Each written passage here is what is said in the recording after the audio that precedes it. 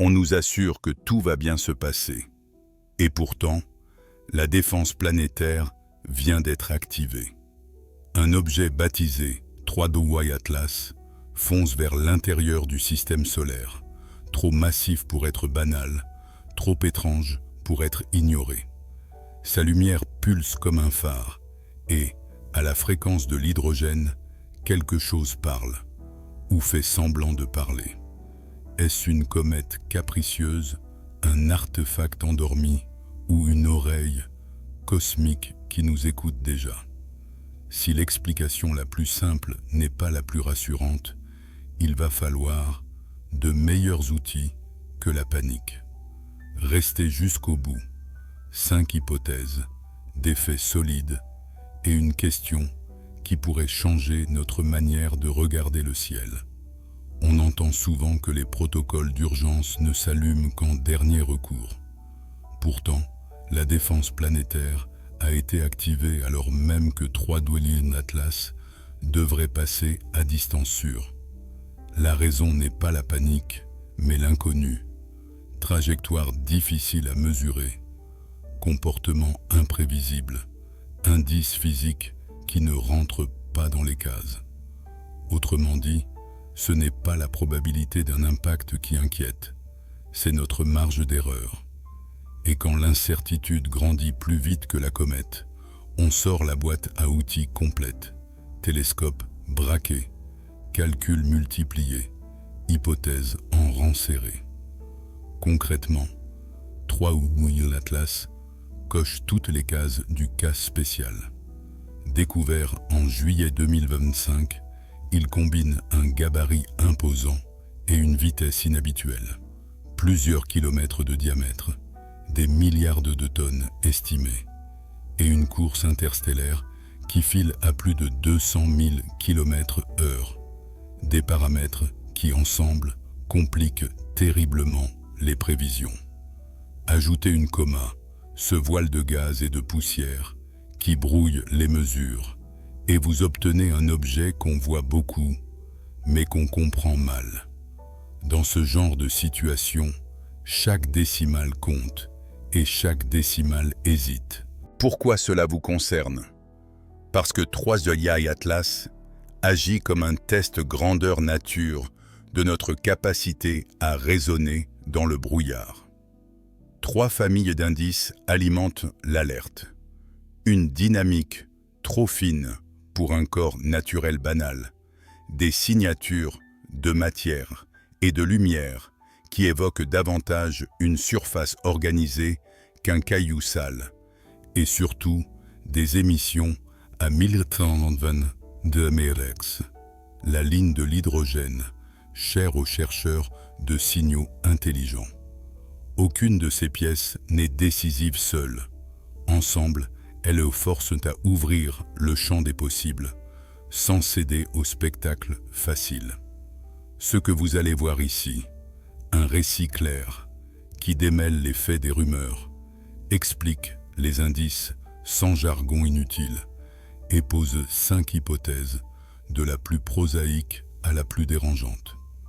À chaque étape, on répond à 3 questions. Pourquoi c'est important? Comment ça marche? Et ce que ça change pour nous? Et oui, on gardera une pincée d'ironie, parce que, même face à l'inconnu, un sourire n'a jamais fait dévier une orbite. Si les chiffres ne suffisent pas à conclure, que vaut-il mieux cultiver d'abord? Le silence, la prudence ou la curiosité? On l'a repéré en plein été, et tout de suite, les traits n'ont pas collé au portrait d'une comète ordinaire. Dès juillet 2025, 3DY Atlas a déclenché des alarmes pour une combinaison peu rassurante. Taille imposante, masse énorme et surtout une vitesse trop élevée pour un caillou glacé de cette envergure. Les premières estimations parlent d'un noyau de l'ordre de 5-6 km de diamètre, des dizaines de milliards de tonnes, lancé sur une trajectoire interstellaire à plus de 200 000 km/h. Bref, un fauve cosmique qui traverse la savane à fond de train. Et, Comme souvent avec les comètes très actives, une large coma complique la moindre mesure. On croit voir le noyau alors qu'on observe surtout la chevelure qui brouille l'image et la photométrie. C'est spectaculaire, mais c'est surtout source d'incertitude. Et l'incertitude en navigation, c'est ce qui coûte cher. Pourquoi l'alerte si la trajectoire annoncée reste sûre pour la Terre? Parce qu'entre on pense et on sait, il y a un fossé. Et 3D Yali, Atlas, adore danser au-dessus du vide. Les équipes n'arrivent pas à verrouiller la courbe exacte. L'objet d'approche, mais son comportement est difficile à prévoir avec précision, en partie à cause de cette coma changeante et de possibles jets qui modifient subtilement sa rotation et sa route. Résultat, on a un gros machin, très rapide, mal contraint. Dans ces cas-là, on sort le parapluie réglementaire, le protocole de défense planétaire, non pas parce qu'un impact est annoncé, mais parce que la marge d'erreur est trop large pour dormir tranquille. La deuxième pièce du puzzle, c'est la matière même dont l'objet renvoie la signature. En réunissant les observations spatiales et au sol, les chercheurs relèvent un cocktail qui ne ressemble pas aux comètes de catalogue. Du nickel, presque pur, sans fer détectable, de la silice cristallisée, du cyanogène en proportion inhabituelle. Pris isolément, chaque ingrédient pourrait s'expliquer. Ensemble, ils dessinent un profil qui fait tousser la routine. Certains y voient même des matériaux d'ingénierie, façon surface organisée, plus que roche griffée au hasard. Et comme si ça ne suffisait pas, la lumière réfléchie par 3D Atlas présente une polarisation très forte et des motifs de brillance qui reviennent avec une régularité métronomique, comme si l'objet tournait avec un système de stabilisation, trop propre pour être un pur chaos glacé. Troisième indice, la radio. À 1420 mm, la fameuse ligne de l'hydrogène, le canal calme, qu'affectionnent les projets d'écoute du ciel. Des émissions cohérentes et dirigées ont été enregistrées à 3 reprises. Oui, 3. Les agences restent prudentes. L'hypothèse d'un écho involontaire de nos propres installations n'est pas exclue. Mais tant qu'on ne peut pas l'évacuer ni l'expliquer proprement, on garde toutes les options sur la table. On braque les antennes et on suit chaque sursaut. Entre nous, si un voisin voulait se faire remarquer sans hurler, il choisirait exactement ce genre de fréquence discrète, qui n'a rien de secret pour nous. Au total, on a donc un triplet peu banal, dynamique hors norme, pot trop ordonné et chuchotement radio sur le canal de l'hydrogène. Individuellement, ces signaux ne condamnent ni n'innocentent personne. Ensemble, ils justifient une lumière orange clignotante sur nos tableaux de bord. Et c'est là que le récit quitte le confort des étiquettes. Une comète naturelle très ancienne, une capsule technologique endormie et à la dérive, une sonde qui écoute et peut-être parle. Pour l'instant, refuser de trancher n'est pas de la lâcheté, c'est de la méthode. Et non, envoyer tout de suite un message du genre « on est sympa, passez quand vous voulez » n'est pas ce que les manuels appellent un plan.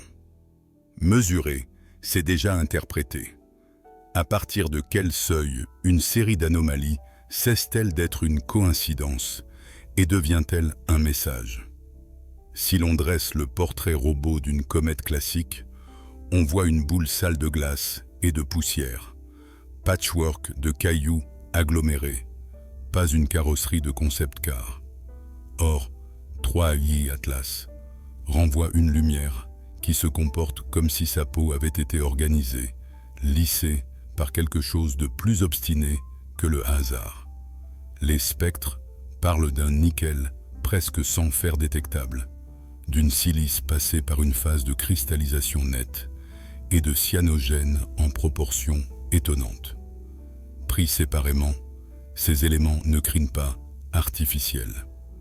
Mais réunis, ils dessinent une recette qui ressemble moins à une soupe cosmique qu'à une pâte préparée avec soin.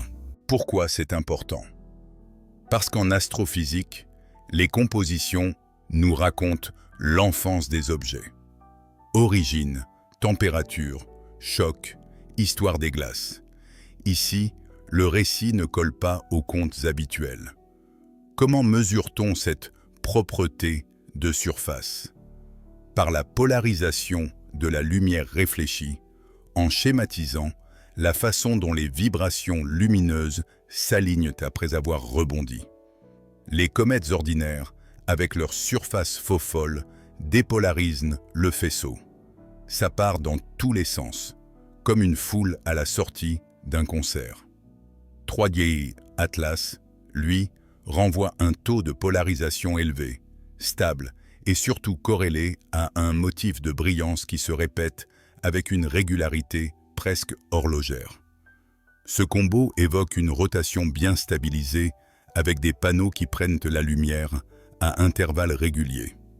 Ça peut encore être naturel, des strates, des facettes, des crevasses périodiques, mais c'est une nature qui aurait un sacré sens de la symétrie ou un abonnement premium au polissage.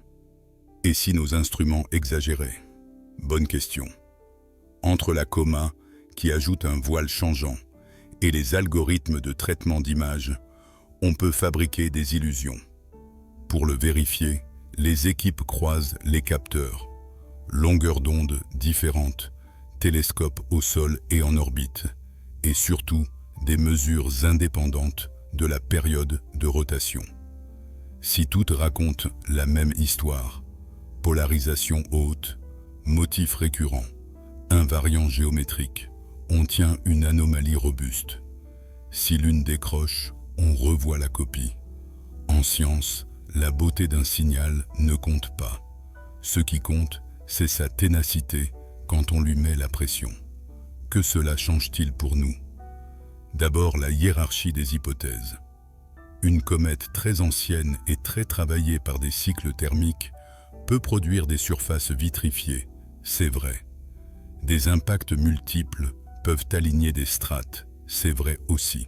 Mais plus la liste des « peu » s'allonge, plus on examine l'option « structure organisée », soit par des processus géologiques extrêmes peu fréquents, soit hypothèse minoritaire, mais sur la table, par intervention d'ingénierie, même lointaine, même passive. Conséquences pratiques.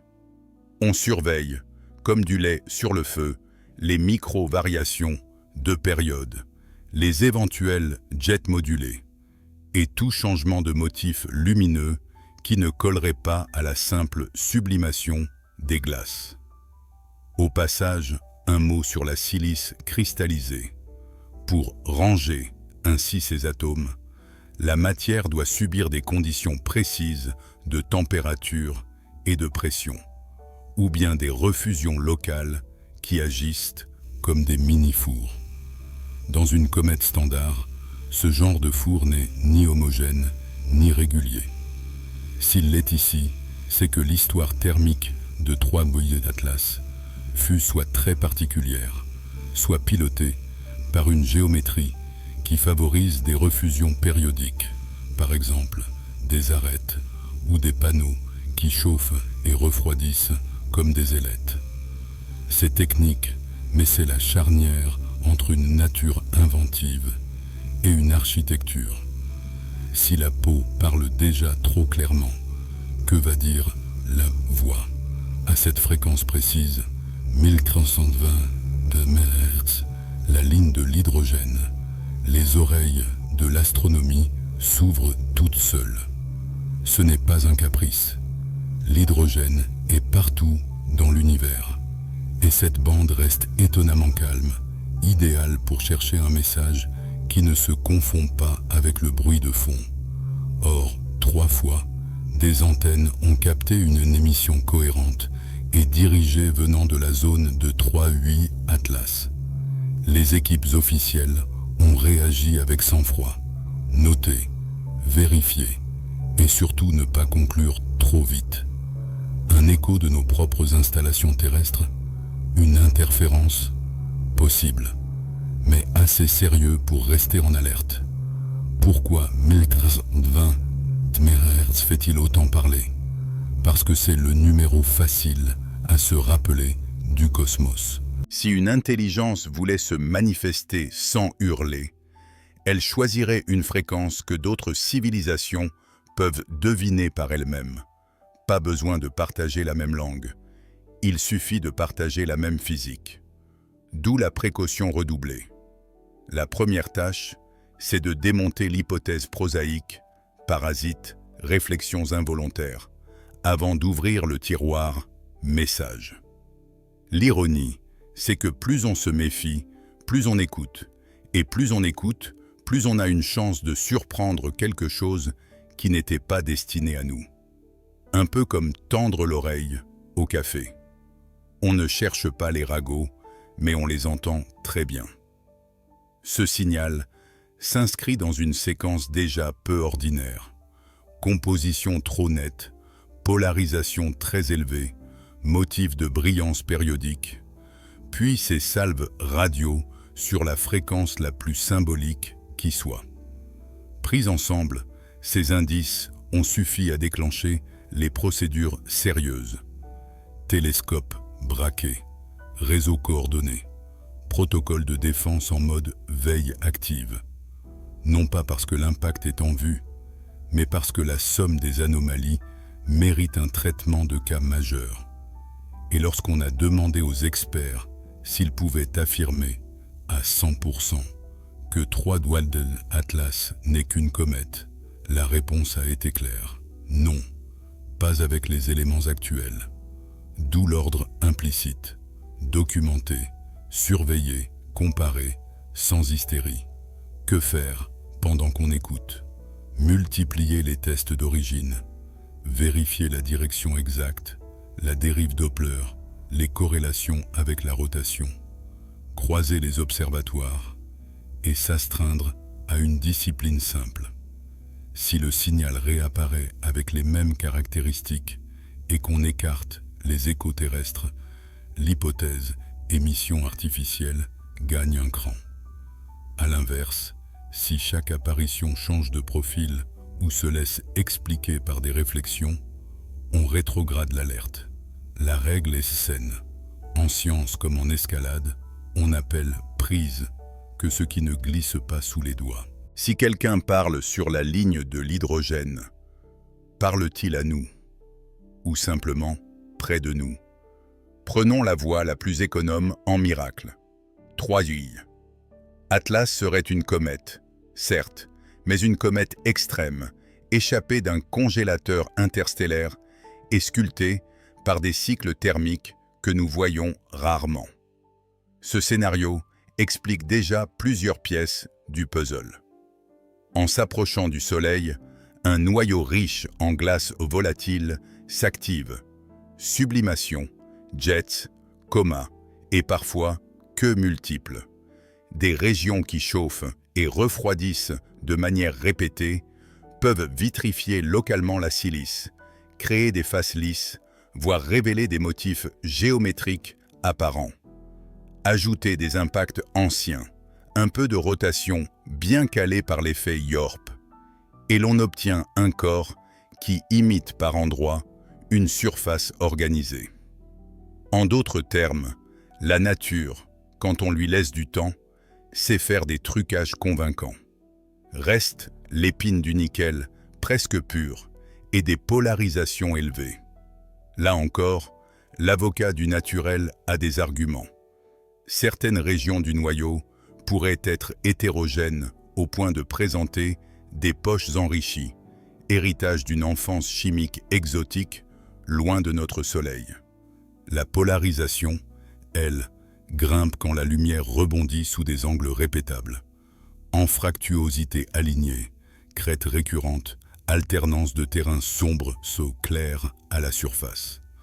Si la rotation de 3 Atlas est suffisamment stable, les télescopes verraient alors des flashs périodiques sans qu'il faille invoquer des panneaux métalliques.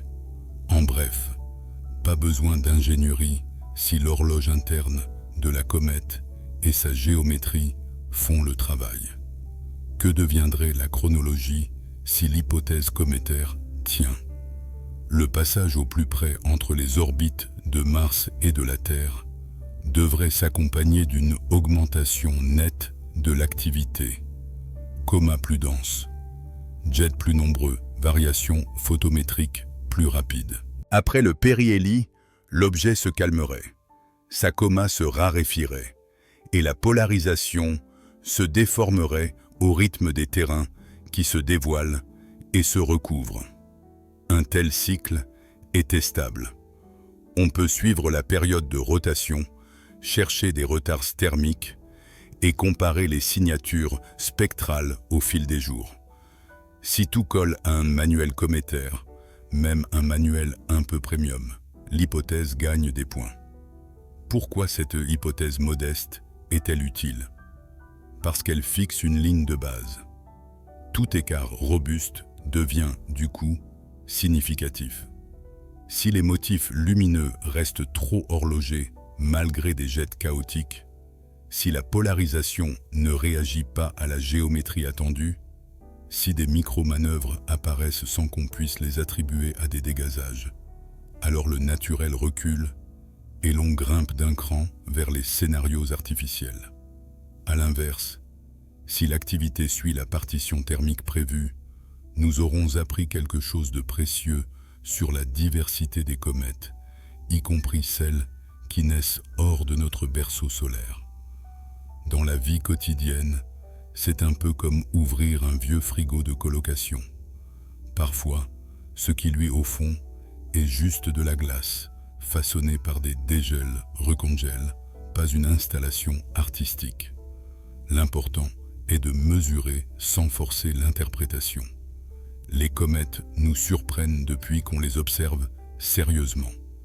Jets latéraux, rupture de noyaux, éjection de blocs, effets saisonniers sur des mondes qui n'ont pourtant pas de météo au sens terrestre. 3 Atlas pourrait n'être qu'un chapitre spectaculaire de cette grande comédie glacée, avec d'accord une mise en scène un peu trop soignée pour rassurer tout le monde. Ce que cela change pour nous, même en version 100% naturelle.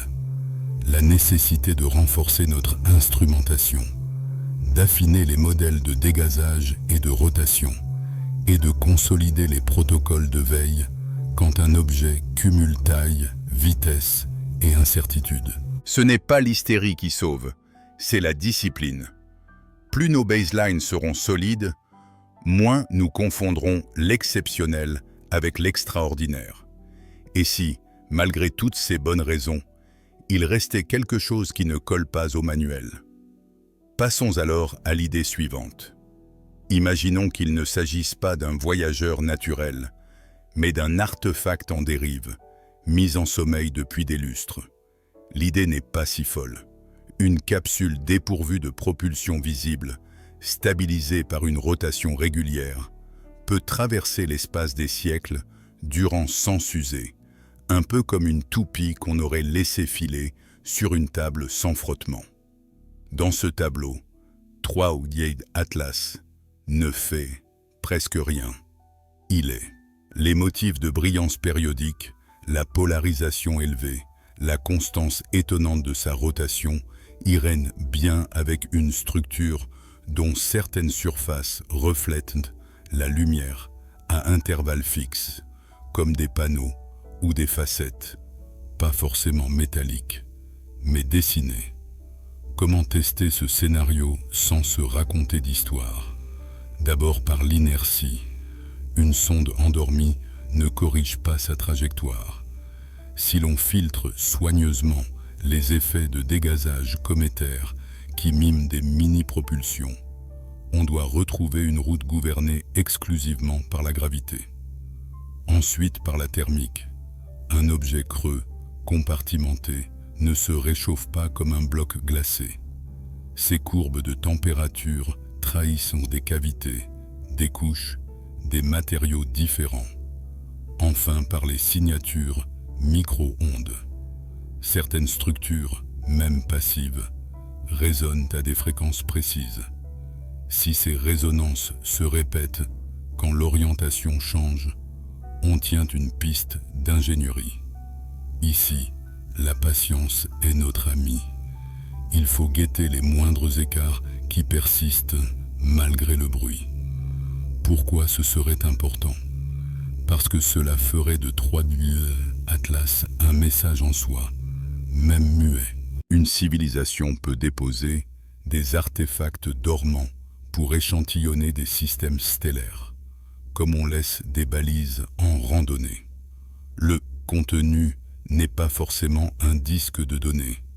Cela peut être la forme elle-même, matériaux exotiques, architecture, choix de stabilisation. Un tel objet change la conversation. On ne parle plus d'une curiosité astronomique, mais d'une rencontre archéologique. Et l'archéologie commence par la conservation. Observer sans abîmer, documenter sans paniquer, approcher sans se précipiter. Que faire concrètement si l'hypothèse gagne en crédibilité? Envisager une mission de survol lente et profilée. Trajectoire sécurisée, instruments polarimétriques, imageurs, haute dynamique, radiomètre et surtout un protocole ne pas toucher tant qu'on n'a pas exclu des mécanismes de sécurité inconnus. Préparer aussi le droit spatial.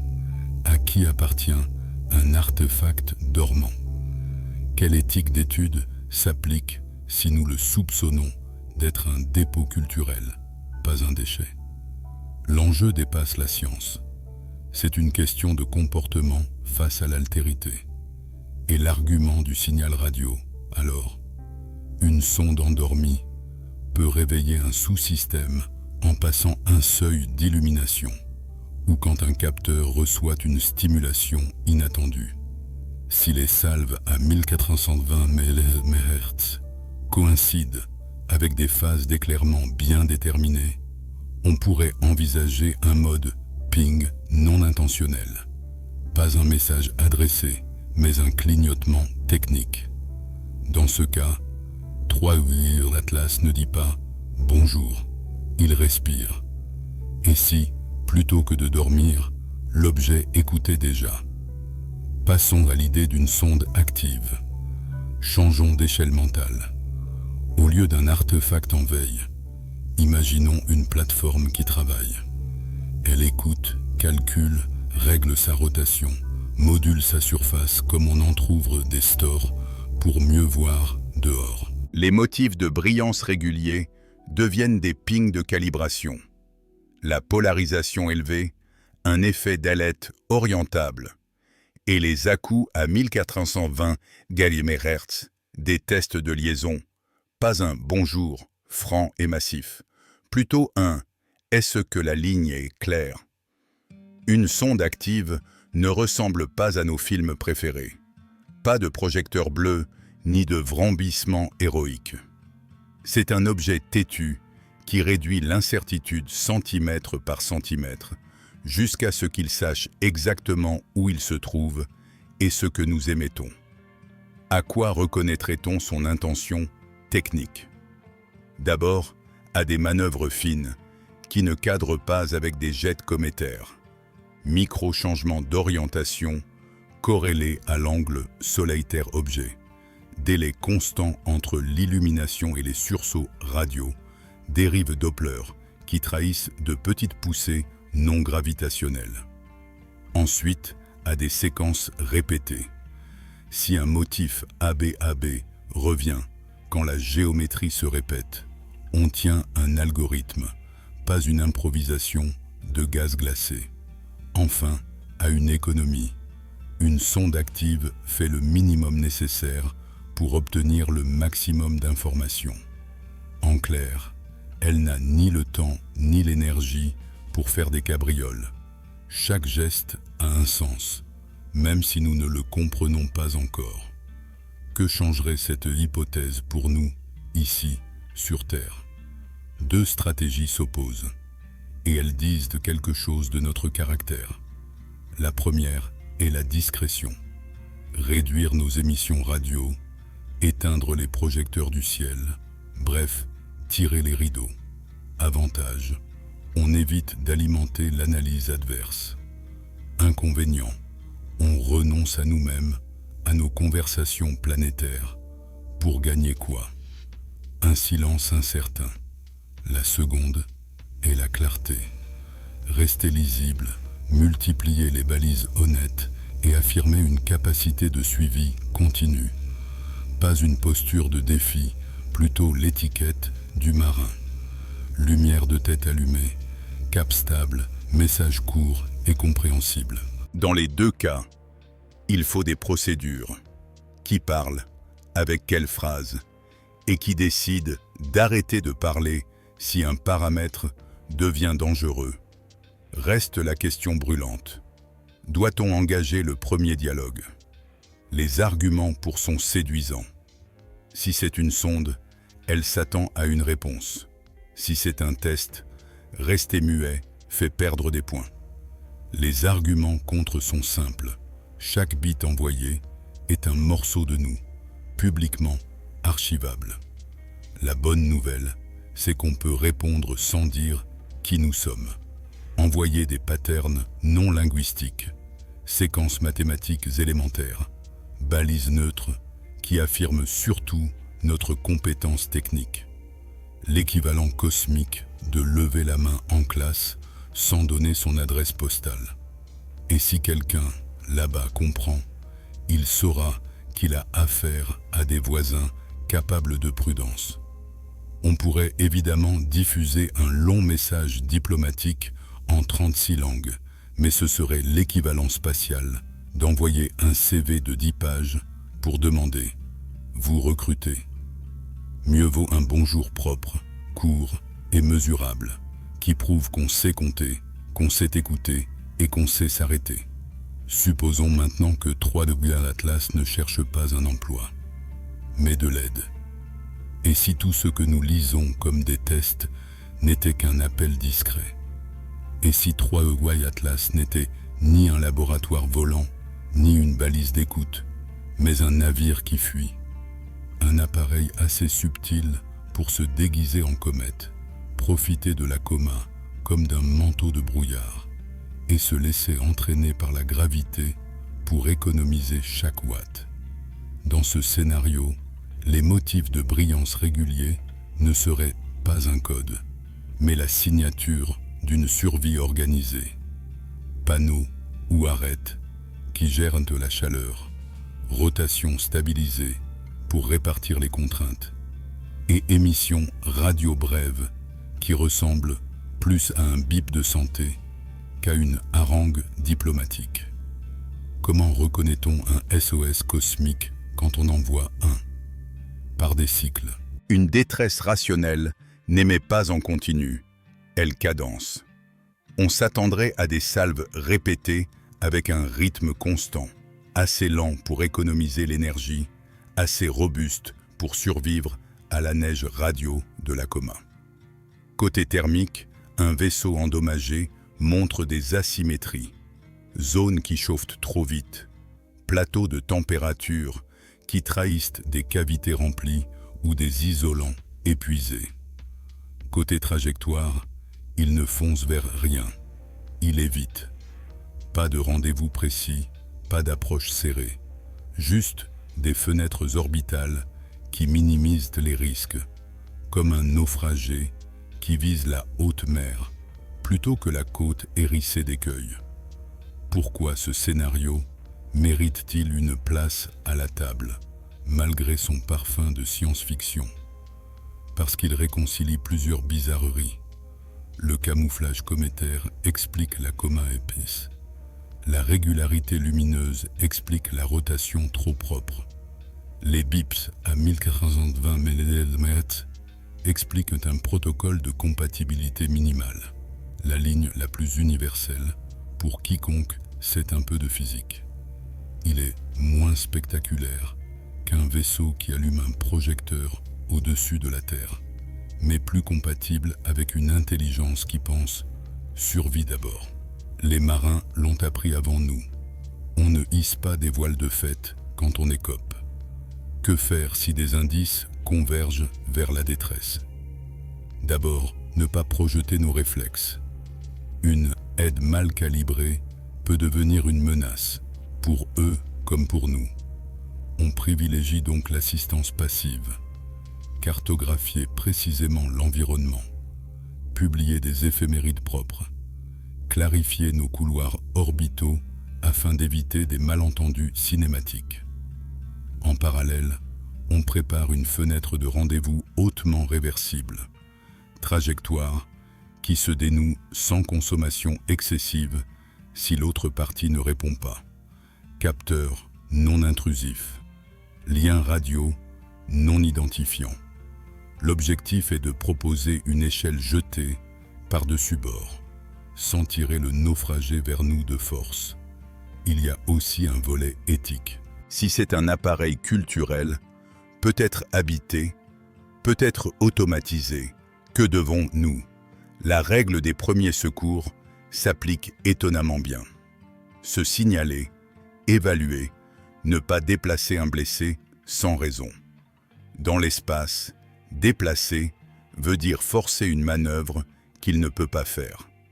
Une intervention prématurée qui épuiserait ses réserves pourrait transformer un appel en arrêt définitif. Notre meilleure aide, au début, c'est la prédictibilité. Rester lisible, stable, avec des messages qui disent « nous vous voyons », sans dire « nous exigeons ». Et si nous nous trompions, alors nous aurons appris ce qu'il faut apprendre dans ce genre de brouillard. Tester sans casse, communiquer sans se dévoiler, et admettre que la bienveillance peut être une stratégie autant qu'une vertu. L'avantage et le piège de l'hypothèse détresse, c'est qu'elle rend tout ce que nous observons touchant. On voit un motif thermique, on y lit une brûlure, on voit une salve, on y entend un cri. D'où la discipline. Laisser les données nous amener à l'empathie, pas l'inverse. Et si ce que nous prenons pour de la prudence ou un SOS n'était qu'un masque? Quand un prédateur chasse, il n'annonce pas son plan de vol. D'accord, enlevons les gants 1 minute. Et si 3 œillets Atlas n'était pas un naufragé, ni une balise, mais un chasseur? Un appareil qui se couvre d'une coma pour brouiller nos capteurs, stabilise sa rotation pour mesurer et viser, et choisit 1420 MHz, non pas pour converser, mais pour sonder nos oreilles. Repérer qui écoute, avec quoi et à quel rythme. Dans ce tableau, la régularité lumineuse n'est plus un tic charmant. C'est un métronome de tir potentiel, un cycle interne qui prépare des fenêtres d'action. Les prédateurs naturels se camouflent. Un prédateur technologique aussi. La question n'est donc pas « pourquoi se cacher ?», mais « à quel moment se dévoile-t-on » Quels seraient les signaux d'alerte à guetter, très concrètement? D'abord, des manœuvres non gravitationnelles corrélées à nos propres émissions. Si l'objet ajuste sa posture quand nous parlons fort, il n'est pas indifférent. Ensuite, des focalisations radio dont l'ouverture se resserre au fil des jours, comme un projecteur qui passe du mode salle au mode spot. On surveille aussi les accélérations transverses, minuscules mais persistantes, signature d'un système de propulsion à faible poussée qui prépare une approche contrôlée et pas un simple survol. Dernier drapeau, la synchronisation de ces cycles avec des fenêtres orbitales où nos satellites sont vulnérables. Par exemple, quand un groupe passe à l'ombre ou traverse une zone de perturbation ionosphérique. Et si l'on se trompe d'intention? Voilà le piège cognitif. Nous sommes programmés pour projeter des intentions. La discipline consiste à définir des règles d'engagement algorithmiques. Exemple: seuil A, pas d'action, uniquement collecte. Seuil B, manœuvre fine, détecter plus resserrement radio, redistribution orbitale préventive. Seuil C, approche rapide, plus énergie dirigée plausible, écran avec l'heure, durcissement des liens, silence radio coordonné. Cela peut sembler martial, mais ce n'est que de l'hygiène de risque. Dans la vie de tous les jours, on ne traverse pas une route les yeux fermés parce qu'on veut rester ouvert et confiant. Pourquoi cette hypothèse compte, même si elle vous semble sombre? Parce que la préparation n'est pas la provocation.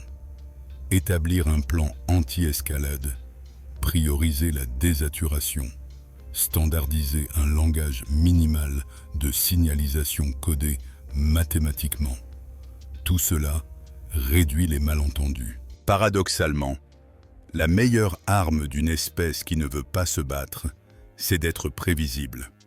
Si l'autre calcule que nous ne confondrons jamais un clignotement avec une attaque, il a moins d'intérêt à tester notre nerf. Et l'éthique, là-dedans? On n'étiquette pas un inconnu hostile parce qu'il nous inquiète. On lui attribue ce statut temporaire seulement si un jeu de critères publics est coché. Manœuvre d'approche dirigée vers des infrastructures, énergie concentrée, tentative de cécité de nos capteurs et absence de réponse à des signaux déconflictants, simples et universels. C'est austère, mais c'est ce qui sépare la prudence de la paranoïa. Si vous voyez un voisin approcher votre porte en plein jour, vous ouvrez. S'il approche masqué, en dansant devant la caméra et en scannant votre sonnette, vous allumez la lumière du porche et vous vérifiez que le verrou fonctionne. Dans l'espace, lumière du porche égale télémétrie publique. Verrou égale procédures actives mais non agressives. Pas très hollywoodien, mais terriblement efficace pour éviter le film d'action. Et pendant que nous calculons le pire, la Terre réagit, savant, sceptique, médium, stratège. Chacun y voit un miroir. Face à l'inconnu, chacun sort ses lunettes. Les scientifiques, d'abord, ont empilé les réseaux. Radioastronomie coordonnée entre continents. Polarimétrie fine. Campagne d'observation amateur professionnelle. En coulisses, ça ressemble à une répétition générale. Qui pointe quoi, quand, et qui fusionne les données sans se marcher sur les pieds. L'objectif n'est pas d'avoir raison vite, mais d'avoir raison longtemps. Une timeline propre, des incertitudes bien cadrées, des données publiques qui permettent à n'importe qui de vérifier. C'est moins spectaculaire qu'un scoop, mais c'est ce qui évite de se raconter des histoires quand la courbe s'affole. Du côté des stratèges, l'atmosphère est plus anguleuse. Les agences parlent de posture, de visibilité contrôlée. Rester mesurable, éviter les surenchères et décorréler les systèmes critiques pour qu'un incident local ne devienne pas un effet domino orbital. Sur la table, des outils de désescalade qui paraîtraient presque poétiques si l'enjeu n'était pas si sérieux. Messages mathématiques neutres, fenêtres d'observation annoncées à l'avance et, en cas de doute, silence coordonné plutôt que cacophonie. À l'échelle planétaire, nous apprenons à dire « pardon » passé en langage orbital. Dans la rue et en ligne, c'est un autre théâtre. Les sceptiques rappellent, à juste titre, notre passion pour les mirages. Vénus prise pour un ovni, ballon météo devenu envahisseur. Les enthousiastes, eux, vivent déjà un premier contact intérieur. Pour beaucoup, il n'y a pas d'inconnu dans le ciel, seulement des révélations qui tardent. Entre ces deux falaises, une mer d'inquiétude très humaine. Faut-il baisser les lumières des villes pour ne pas briller? Faut-il mettre en pause les grands shows satellites? Faut-il au contraire allumer plus fort pour montrer que nous savons nous organiser? Et puis, il y a les espaces symboliques. Des cercles méditatifs se sont réunis à Los Angeles, à Mexico et ailleurs, non pour remplacer les télescopes, mais pour apprivoiser l'idée même de l'altérité. On peut sourire, tant qu'on ne confond pas prière et preuve, intuition et données. La sociologie l'enseigne. Quand l'univers nous regarde, ou quand nous le croyons, nous faisons l'inventaire de nos valeurs. C'est utile, à condition que la boussole reste la même. Curiosité, calme, respect, y compris pour les faits qui contredisent nos espérances. Ce qui ressort, au fond, c'est notre besoin de cadre. Un protocole mondial de communication minimale. Un code de la route orbitale qui dise qui se déporte et quand. Une charte de publication qui évite de monétiser la panique. Rien de tout cela ne demande de croire au miracle, seulement d'admettre qu'on peut être surpris sans devenir friable. Les civilisations ne se mesurent pas à la taille de leurs fusées, mais à leur capacité à faire bloc quand la tentation est grande de s'éparpiller.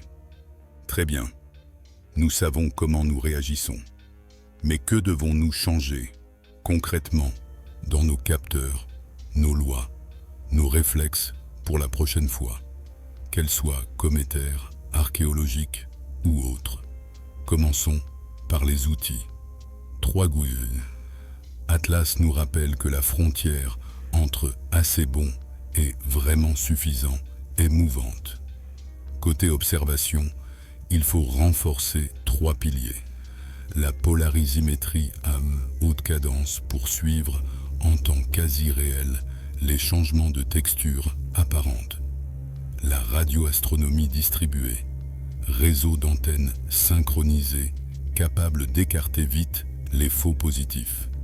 La métrologie orbitale fine, mesure des micro-accélérations pour distinguer dégazage et manœuvre. En clair, moins de coups d'éclat, plus de lignes continues, des séries temporelles propres qui tiennent des semaines, pas des captures héroïques qui vieillissent en 2 jours. Techniquement, c'est un saut pas très glamour, câble, horloge, étalonnage, mais c'est ce qui transforme une intrigue cosmique en connaissance exploitable. Ensuite viennent les règles du jeu. Le droit spatial actuel n'a pas été écrit pour les situations ambiguës, mais potentiellement historiques. Il nous faut un protocole minimal commun. Qui parle au nom de qui? Quelles phrases universelles, mathématiques et balises temporelles on a le droit d'émettre sans déclencher des débats géopolitiques? Quel seuil opérationnel entraîne un silence coordonné ou, au contraire, un message? Ajouter un code de la route orbitale. Priorité aux plus vulnérables. Annonce publique des fenêtres d'observation rapprochées. Et distance de courtoisie quand on s'approche d'un objet non identifié. Rien d'agressif, juste ce que les marins appellent de l'évitement civilisé. 3e étage, nos réflexes cognitifs. Nous sommes incroyablement doués pour relier des points, parfois trop. La solution n'est pas de croire moins, mais de classer mieux. Probable. Comète extrême, on s'attend à des signatures thermiques et photométriques plastiques. Possible. Artefacts dormants ou actifs. On traque des régularités persistantes et des séquences intentionnelles. Dangereux, hostile, critères publics et réplicables, resserrement de faisceaux, manœuvres d'approche, brouillage. Tenir cette taxonomie à portée de main évite les montagnes russes émotionnelles. C'est l'équivalent mental d'un manuel de cuisine. On ne jette pas tout le sel sur la poêle juste parce qu'on a entendu un crépitement. Sur le plan culturel, accueillons l'étrangeté sans sacrifier la méthode. On peut méditer, prier, spéculer, tant qu'on ne remplace pas le graphe par le récit. D'ailleurs, l'un nourrit l'autre. Le mythe nous donne des images pour supporter l'incertitude, et la donnée nous évite de confondre poésie et précision. Imaginons une pédagogie du doute à l'échelle grand public. Des tableaux de bord simples, feu vert, orange, rouge, des explications de 60 secondes et un espace pour les hypothèses argumentées des amateurs. L'astronomie a toujours été un sport d'équipe. 3 Wally Atlas ne change pas la règle. Et dans nos vies ordinaires, curieusement, les mêmes principes s'appliquent. Quand une info vous tombe dessus, tweet, vidéo, fuite, traitez-la comme une salve radio. Source identifiée, reproductible, corrélée à un contexte. Si oui, on monte d'un cran. Sinon, on respire. Ça n'empêche pas de s'enthousiasmer, mais ça évite de surchauffer. C'est aussi un bel exercice de citoyenneté. Moins de partage réflexe, plus de questions. Si tout le monde appliquait la méthode 1320 MHz à ses groupes chats, on gagnerait 2 heures de batterie par jour. Côté préparation, la clé est la réversibilité. Que l'hypothèse gagnante soit la comète, la balise, la détresse ou l'hostilité, les premières réponses doivent pouvoir être annulées sans coût exorbitant. Message neutre, suivi non intrusif, reconfiguration orbitale ou radio qui ne craignent pas d'irritants permanents. On évite ainsi l'escalade par gel décisionnel. Ces choix lourds qu'on n'ose plus corriger par orgueil ou par coup. La meilleure sophistication du XXIe siècle, c'est de savoir revenir en arrière élégamment. Enfin, prenons au sérieux la mémoire. Si 3 Wally Atlas nous survolent puis s'éloignent, le vrai test sera la qualité de notre archive. Données publiques horodatées, méthodes ouvertes, retours d'expérience mis à jour. La prochaine énigme ne ressemblera pas à celle-ci, mais elle nous demandera la même chose, un socle. Et ça, c'est une bonne nouvelle. Le socle, on peut le construire sans permission cosmique. Très bien, nous avons les outils, les règles et les réflexes. Mais qu'est-ce que 3 Wally Atlas nous dit déjà de nous-mêmes? Et quelles questions devons-nous laisser en suspens pour la suite? Récapitulons, sans fioriture. Nous avons un voyageur massif, rapide, enveloppé d'une coma qui complique les mesures. 3 faisceaux d'indices le distinguent. Une dynamique trop propre pour un caillou banal. Une signature matière et lumière qui frôle l'obsession de l'ordre.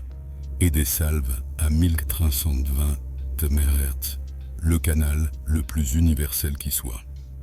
Pris séparément, chacun peut s'expliquer. Pris ensemble, ils forcent l'ouverture du éventail des possibles.